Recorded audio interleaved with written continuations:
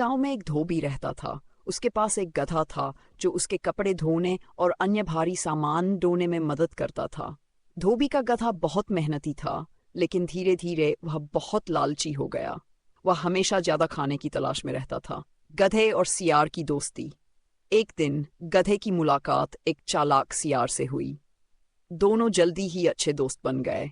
सियार ने गधे से कहा, तुम रोज दिन भर मेहनत करते हो, लेकिन तुम्हें सही से खाना भी नहीं मिलता।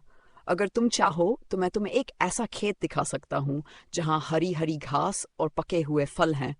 वहां हम मजे से खा सकते हैं।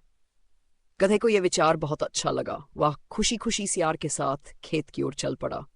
खेत से चोरी सियार गधे को एक किसान के खेत में ले गया। वहां चारों ओर हरी भरी घास और मीठे फल थे। दोनों ने जमकर खाना शुरू कर दिया।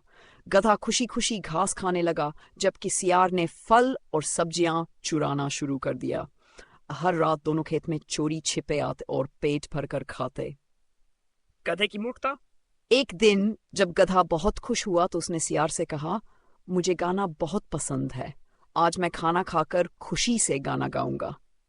सियार ने गधे को समझाने की कोशिश की, नहीं दोस्त, अगर तुम गाना गाओगे तो किसान जाग जाएगा और हमें पकड़ लेगा।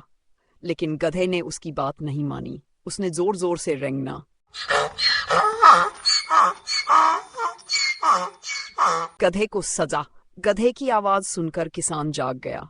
उसने देखा कि उसका खेत नष्ट हो रहा है। किसान ने डंडा उठाया और गधे को पकड़ लिया। गधे को बहुत पीटा और फिर उसे खेत से भगा दिया। सियार पहले ही भाग चुका था और दूर से यह सब देख रहा था। उसने हंसते हुए कहा, मैंने तुम्हें पहले ही चेतावनी दी थी, लेकिन तुमने मेरी बात नहीं मानी। यही वजह है कि तुम अब मुश्किल में हो। गधे को अपनी गलती का एहसास हुआ, लेकिन अब बहुत देर हो चुकी थी। कहानी से सीख। अत्यधिक लालच बुरी चीज है। मूर्खता और घमंड हमेशा नुकसान कराता है। समय पर समझदारी से सलाह मानना जरूरी होता है।